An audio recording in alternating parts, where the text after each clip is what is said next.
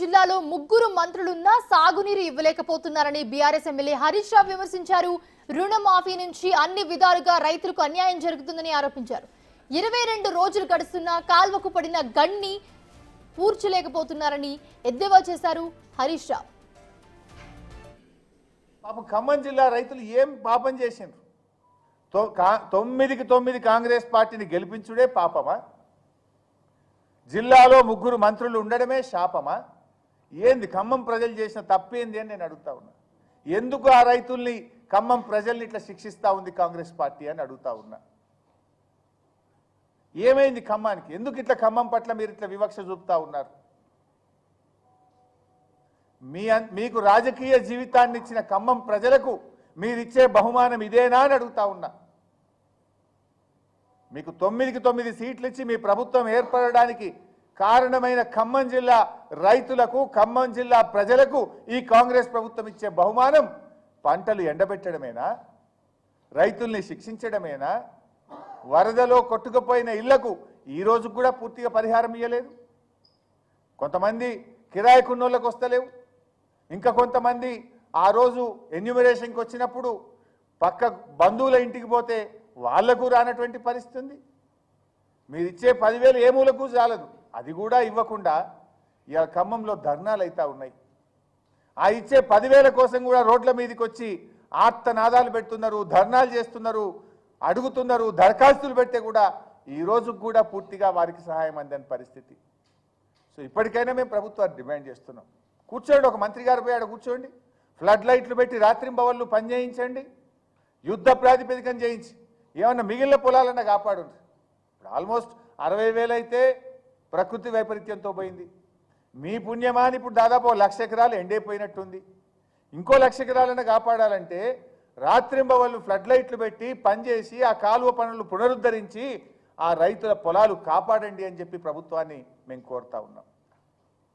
మేము కూడా వెళ్తాం త్వరలోనే. మళ్ళీ బీఆర్ఎస్ పార్టీ తరఫున ఒక బృందం వెళ్ళి ఆ రైతులకు ధైర్యం చెప్తాం, రైతులకు భరోసా ఇస్తాం, జరుగుతున్న పనులను పరిశీలిస్తాం, ప్రభుత్వం మీద ఒత్తిడి పెంచుతాం, ఖమ్మం రైతులకు బలాన్ని ఇచ్చే ప్రయత్నం చేస్తాం.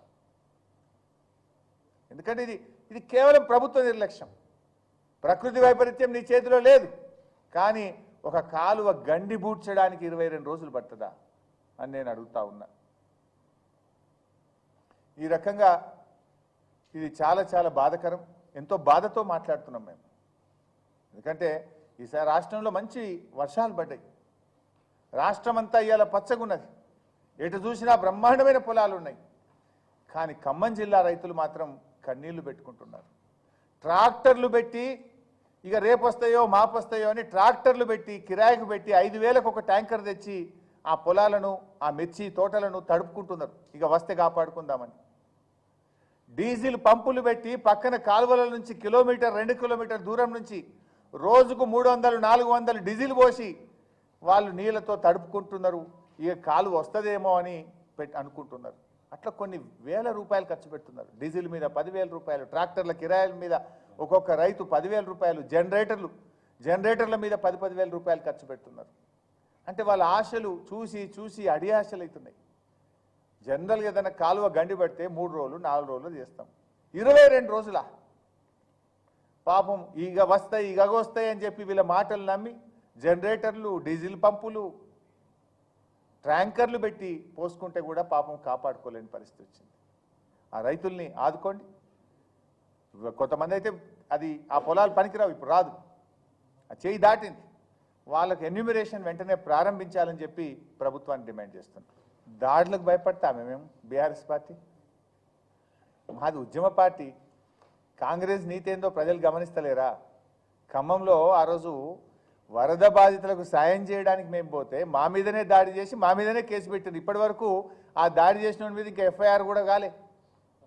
దాన్ని దాచిపెట్టి వేరే కేసులో మెర్జ్ చేసి చేతులు ఎత్తే ప్రయత్నం చేస్తున్నారు.